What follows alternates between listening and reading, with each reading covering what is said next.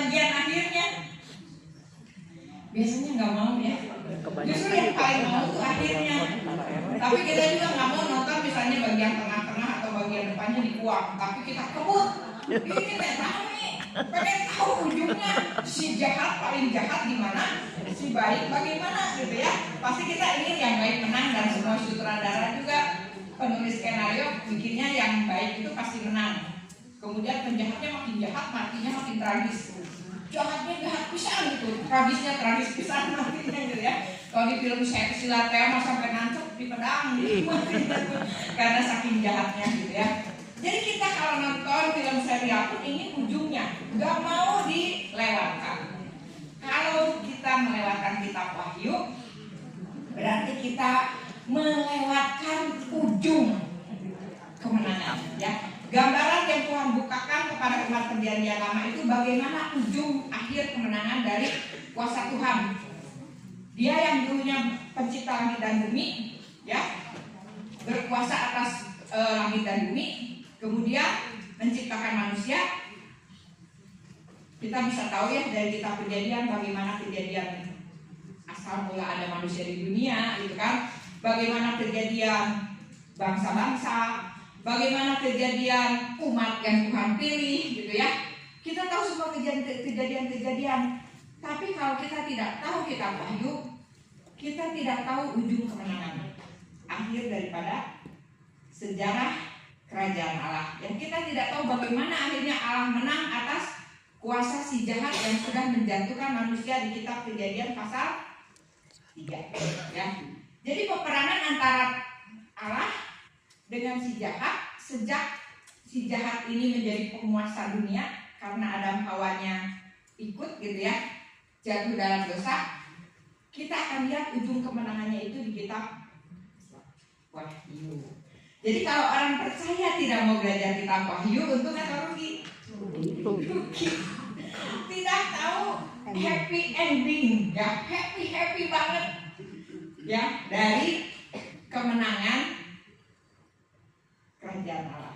Yang kitab Wahyu bagian akhir pasal 22 ayat 20 dikatakan sang raja penguasa yang sebenarnya, pencipta yang sebenarnya, bukan hanya pencipta tapi juga penuh dengan kasih. Kalau Allah cuma sebagai pencipta tapi nggak ada kasih, mungkin kita juga sebodoh teuing gitu ya.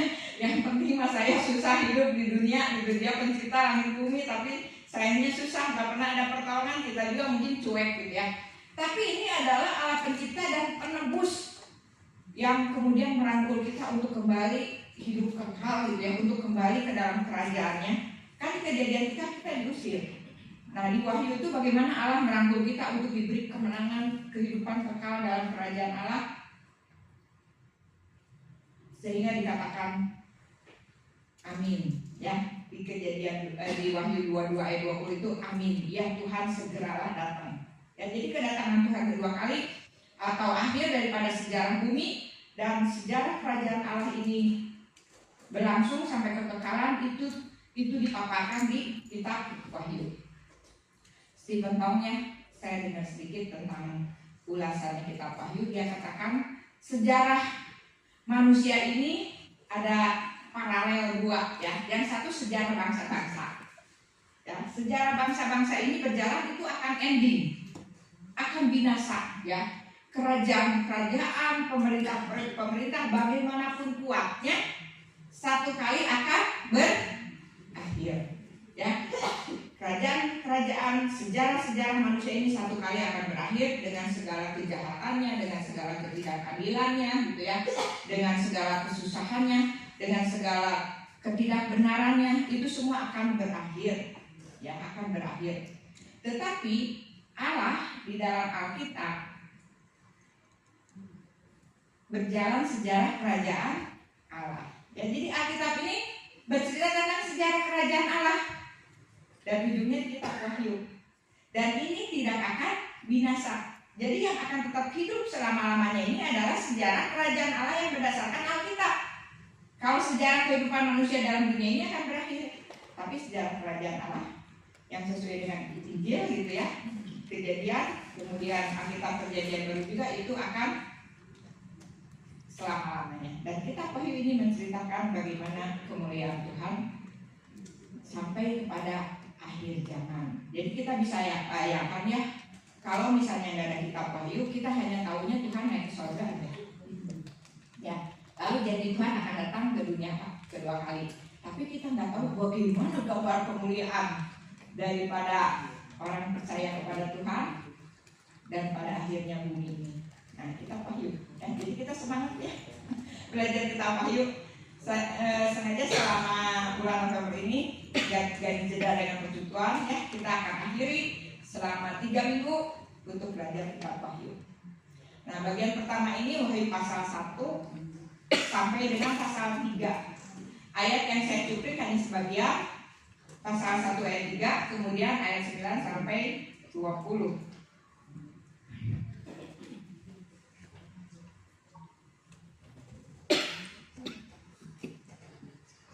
Ya, kita akan baca bersama-sama Wahyu pasal 1 ayat 3. 2, 3. Berbahagialah dia yang membacakan dan mereka yang mendengarkan kata-kata nubuat ini dan yang menuruti apa yang ada tertulis di dalamnya, sebab waktunya sudah dekat. Ya. Jadi siapa yang membaca kitab Wahyu itu berbahagia. Yang belum baca silakan baca. Apalagi kalau kita bisa mengerti lalu memperkatakan ya tentang sejarah kemenangan kerajaan Allah yang tertulis dalam kitab Wahyu.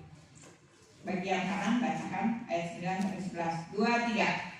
Aku Yohanes, saudara dan sekutumu dalam kesusahan, dalam kerajaan dan dalam ketekunan menantikan itu ya.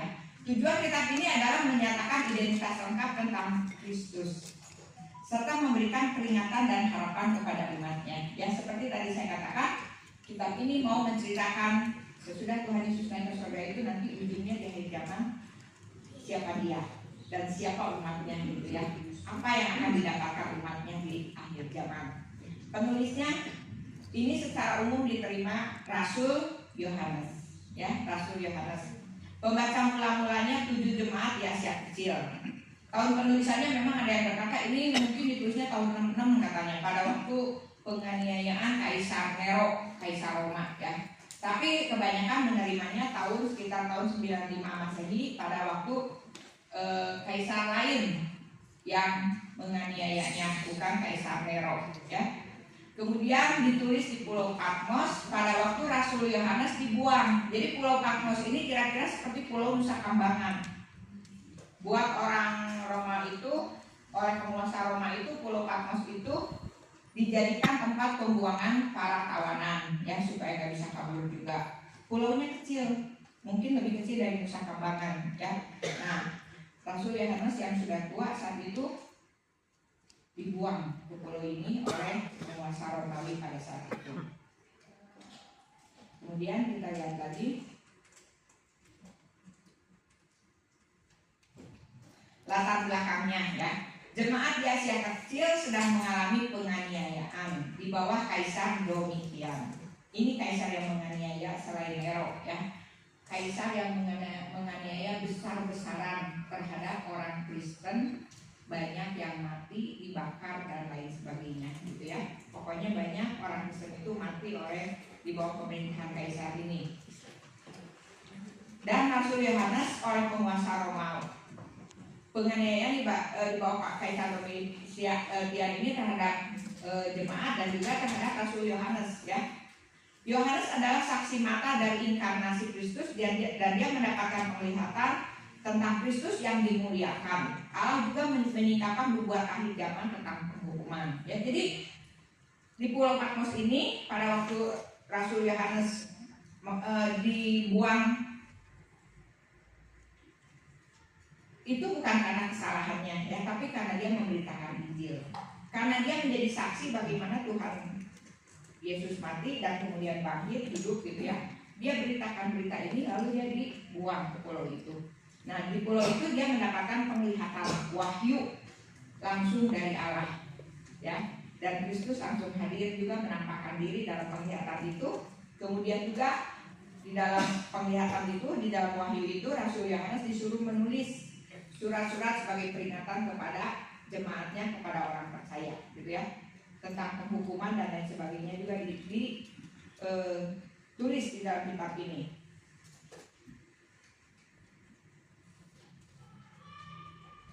Ini agak susah ya.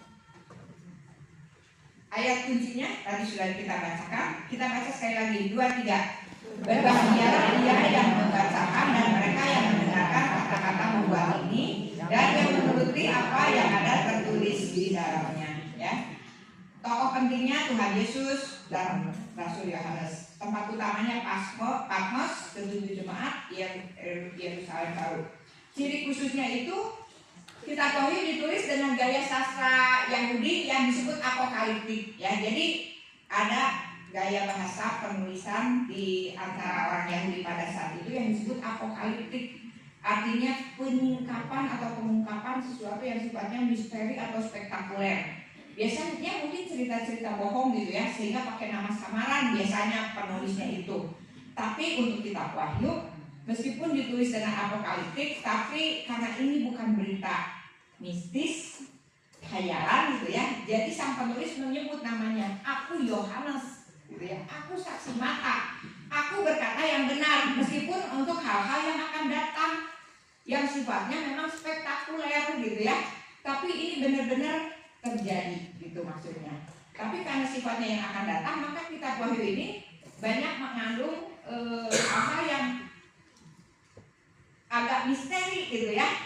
Bentuknya itu dengan simbol dan tanda-tanda, lambang-lambang. Ya kita bayangkan aja, kalau kita hidup di zaman 98 terus disuruh gambarkan tentang handphone zaman ini, susah ya pakai kata-kata. Mungkin pada waktu itu kita belum pernah lihat handphone, belum pernah melihat kemajuan zaman seperti zaman sekarang gitu kan. Kita disuruh menggambarkan teknologi yang 20 tahun akan datang. Ya paling kita pakai, saya melihat kalau 20 tahun yang akan datang itu orang-orang teleponnya nggak lagi diputar kering gitu kan, nggak lagi pakai koin, tapi begini loh.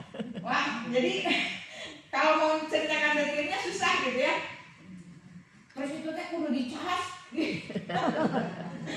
Ya itu mungkin agak-agak bingung gitu ya. Nah ini sama. Jadi Rasul Yohanes mau menggambarkan akhir zaman ketiga. Lalu bagian kedua itu pesan bagi gereja. Jadi bukan hanya bagi gereja saat itu, tapi bagi gereja akhir zaman. Ya, boleh dikatakan bahwa nubuat dalam Alkitab ini sifatnya pengulangan. Terus sepanjang sejarah gereja gitu ya. Jadi masa lalu juga udah digenapi. Masa penganiayaan dan lain sebagainya itu digenapi di dalam zaman Rasul Yohanes. Nah kemudian ini akan diulang lagi, dan ujungnya itu yang di zaman puncaknya gitu ya. Jadi bagian B ini saya bagi dua bagian ya. Jadi nanti kitab Wahyu ini kita akan ikuti dua sesi lagi. Yang pertama itu 7 materi 7 sangkakala ya, Wahyu 4-11. Lalu peperangan, malapetaka dan kemenangan akhir, dan semua menjadi baru, langit dan bumi baru. Itu sesi ketiganya ya, Wahyu 12-22. Nah sekarang kita lihat dulu di dalam Wahyu 1 ya. Kita nggak mungkin, biasanya orang kan senangnya tuh ya, wah ini lagi perang nih di Rusia sama Ukraina gitu ya, Israel sama Palestina. Wah sekarang udah mau melibatkan lagi Libanon dan Iran gitu kan. Kalau kita baca nih di kitab Wahyu langsung jeret Wahyu 13. Kadang orang juga bahas nih di Wahyu 13 perang Gog dan Magog dan lain sebagainya. Kita sebenarnya harus bacanya dari awal ya. Bacanya dari awal. Jadi kita bacanya dari pasal 1 sampai pasal 3 supaya kita tahu sebenarnya siapa sih penguasa sejati, raja di atas segala raja itu. Nah di Wahyu pasal 1 ayat 3 ini dikatakan yang menyingkapkan Wahyu ini siapa gitu ya. Yesus itu siapa? Dia adalah Alfa dan Omega. Di dalam kitab Wahyu ini kalau kita baca ini ada disingkapannya Trinitas. Jadi kalau di Kejadian juga Allah Trinitas ada Allah Bapa gitu kan, ada Allah Anak juga ada, kadang malaikat datangnya dalam 3 bentuk, ada Allah Roh Kudus. Nah di Wahyu pun demikian ya, ada Allah Bapa, kemudian Allah Bapa dikatakan dialah yang awal, yang sekarang ada, dulu, sekarang dan selamanya ada gitu kan. Nah itu Allah Bapa. Lalu ada Tuhan Yesus yang jelas digambarkan sebagai anak domba yang tersembelih, yang penebus. Dan ada Roh Kudus. Roh Kudus di sini disebutnya 7 roh. Kenapa ya? Roh Kudus disebutnya 7 roh. Allah kan Trinitas. Ini kenapa ada 7 roh? Nah, 7 itu sebenarnya simbol, kembali simbol, ya, simbol kesempurnaan. Angka 7 itu di dalam Alkitab selalu dipakai simbol kesempurnaan. Jadi Roh Kudus itu disebutnya sebagai 7 roh. Artinya dia Roh Kudus yang sempurna gitu ya. Roh Kudus yang sempurna bagian dari Allah Bapa dan Allah Anak, Allah Trinitas. Identitas Kristus dia adalah Alfa dan Omega, yang awal dan yang akhir, ya. Dia yang mengawali penciptaan. Lewat dia berfirman, firman yang hidup, jadilah, jadilah, jadilah, gitu kan. Dan dia juga yang akan mengakhiri penciptaan dengan sungguh amat baik. Ya, dia menciptakan Kejadian 1:31, langit dan bumi ini sungguh amat baik. Dia juga akan mengakhiri dengan sungguh amat baik di Wahyu. Dan dia akan berikan langit dan bumi baru yang di ujung akhir dari zaman ini. Kemudian dia adalah yang pertama bangkit dari antara orang mati dan raja di atas segala raja. Kenapa disebut dia yang pertama bangkit? Kan di perjanjian lama pun ada orang yang dibangkitkan dari mati. Kan di dalam perjanjian baru pun ingat ada berapa orang yang dibangkitkan dari orang mati? Kalau nggak salah ada 4 ya. Yang paling terkenal siapa? Lazarus, ya, anak janda dari kota lain, anak perwira, Yairus, ya.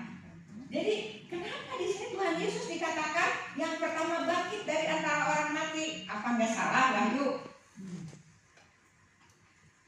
Yang dimaksud yang pertama bangkit itu adalah tidak mati lagi, ya, hidup selamanya. Kalau yang lain dibangkitkan tapi kemudian mati, kemudian yang lain itu dibangkitkannya dengan kuasa Tuhan. Tapi Yesus adalah yang bangkit dari kuasa sendiri, kuasa kebangkitan Allah, ya. Jadi dialah yang pertama bangkit dari antara orang mati dan gak mati lagi, hidup kekal. Dia yang menunjukkan bahwa kekekalan itu ada, Allah itu ada, ya, dan gak bisa mati, gitu. Dia adalah sebenarnya dikatakan semua kerajaan termasuk kerajaan maut itu ada, kuncinya itu ada di tangannya. Jadi dialah sebenarnya penguasa yang sejati, raja di atas segala raja. Sejarah dunia ini akan digulung, dilibas. Semua dunia dan keindahannya dan keinginannya dan hawa nafsunya dan kejahatannya itu akan binasa. Dan yang akan muncul itu adalah kerajaan Mesias, ya. Kerajaan Allah sudah datang pada waktu Yesus datang. Diberitakan oleh Yohanes Pembaptis. Kerajaan Allah sudah datang. Sejak Yesus datang, dimulailah kerajaan Allah di bumi. Ya, semua pengikutnya, gerejanya itu sedang berjalan di dalam kerajaan Allah yang akan menuju kepada kekekalan, yang tidak akan lagi mati selamanya. Nah, kemudian dia adalah pencipta dan penebus. Tadi saya katakan ya, kalau Allah cuma pencipta jauh gitu kan, terus kita manusia berdosa di bumi nggak ditebus, ya kalau nggak kenal dia dan gak nyembah dia juga nggak apa-apa. Orang Allahnya jauh, kitanya udah terhilang gitu ya. Tapi dia adalah pencipta dan penebus, anak domba. Dikatakan pada waktu gulungan kita 7 meterai itu dibawa dengan digulung, nggak ada yang seorang pun yang bisa buka. Yohanes yang menjadi saksi pada waktu itu menerima penglihatan itu sedih. Wah, gimana ini? Apokaliptik ya, nggak disingkapkan, nggak dibukakan gitu. Itu apa sih 7 meterai isinya? Nggak ada yang bisa buka. Tapi kemudian anak domba, ya, penglihatan seperti anak domba itu membuka. Dia adalah pencipta dan penebus. Dan kemudian kita lihat tadi gambaran-gambaran lainnya. Dia punya ini dadanya itu, saya sampai perhatikan. Coba nanti kalau yang jago gambar ya, tadinya saya pengen gambar kira-kira gambaran yang dilihat Yohanes Allah itu seperti apa. Rambutnya putih, sungguh amat. Kita itu ibarat biji mata Tuhan, ya. Bukan hanya gerejanya, tapi setiap orang percaya. Seluruh kehidupan kita itu diamati Tuhan, ya. Seluruh langkah kita itu disertai Tuhan. Kadang kita nggak sadar Tuhan beserta kita, tapi Dia menyertai kita, ya.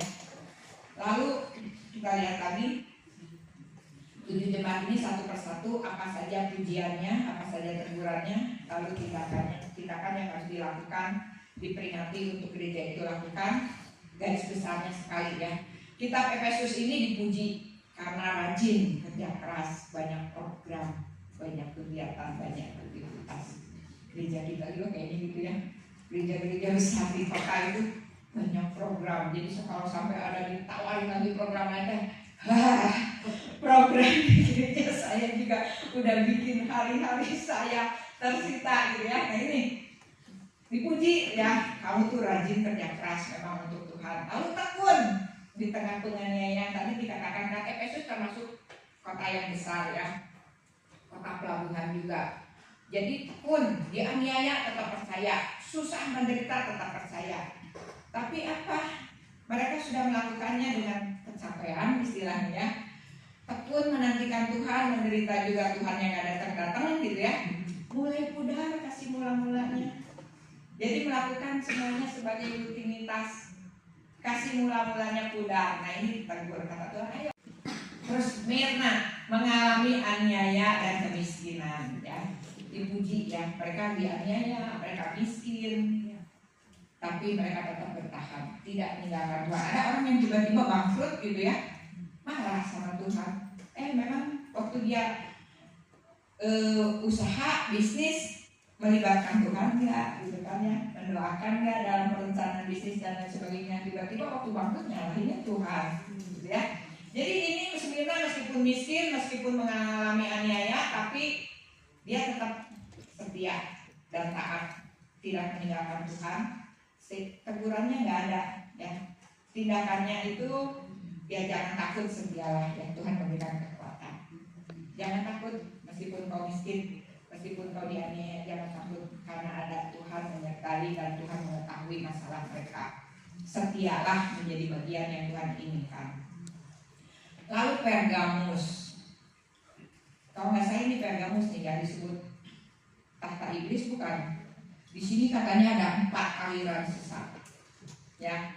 Terus ada 2 penganiayaan besar, yaitu dari kalangan orang Yahudi Ortodok gitu ya, yang menganiaya orang Kristen.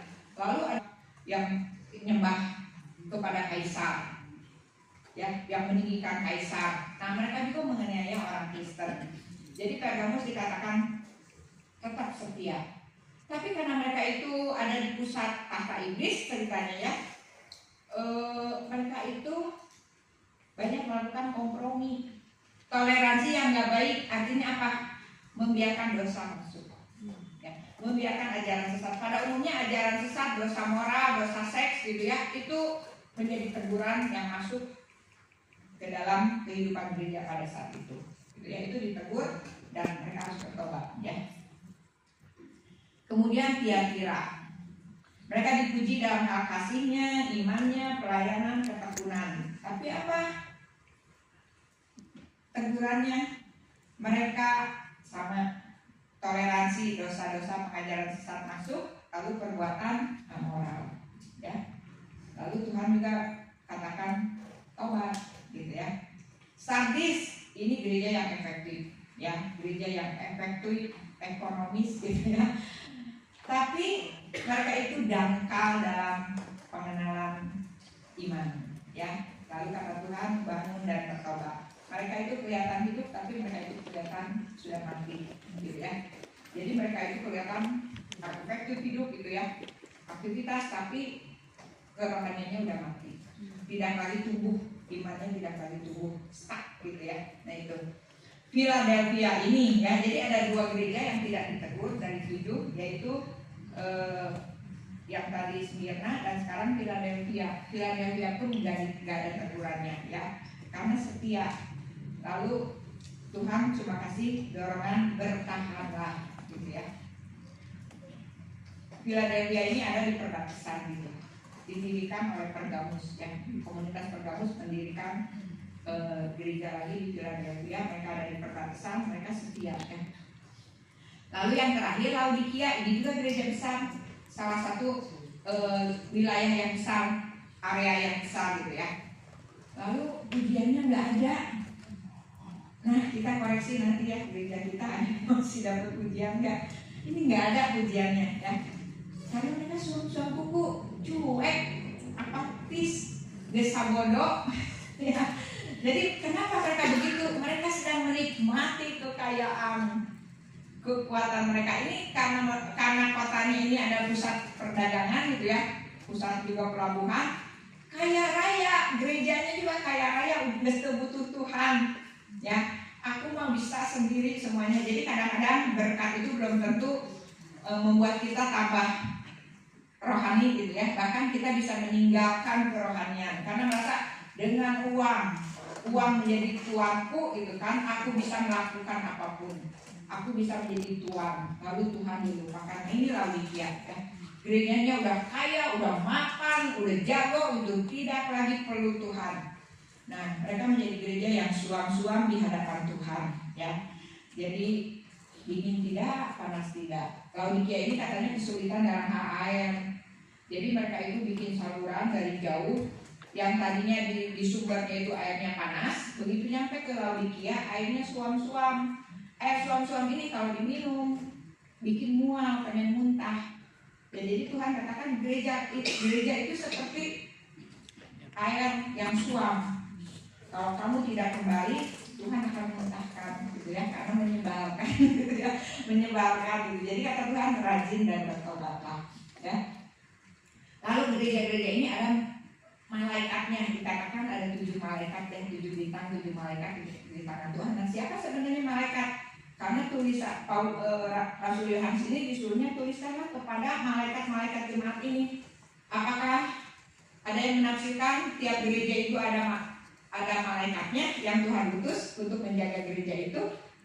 Tapi lebih banyak yang menafsirkan itu bukan malaikat, itu utusan Tuhan dalam bentuk gembala dan penatua. Ayo, gembala penatua, kita adalah malaikat Tuhan yang disuruh menggiring kawanan domba ya. Pemimpin-pemimpin gereja disuruh menggiring kawanan domba untuk memeriksa, mengoreksi gitu ya, menjaga baik pengajaran, jangan sampai ada ajaran palsu dibiarkan gitu kan. Lalu kehidupan amoral dikompromikan gitu, dan kemudian jauh dari Tuhan, gak ada kasih. Dan kemudian diperintahkannya apa? Taat, setia. Itu yang harus dipelihara dalam jemaat ya, sampai kepada nanti kepada hijab. Jadi kalau ada yang mengatakan nggak perlulah kita belajar Alkitab, ini sejarah kerajaan Allah ya. Ini sejarah kerajaan Allah, justru gereja itulah satu-satunya yang menjadi garam dan terang yang harus memegang ajaran ini. Kalau kita melupakan ajaran ini,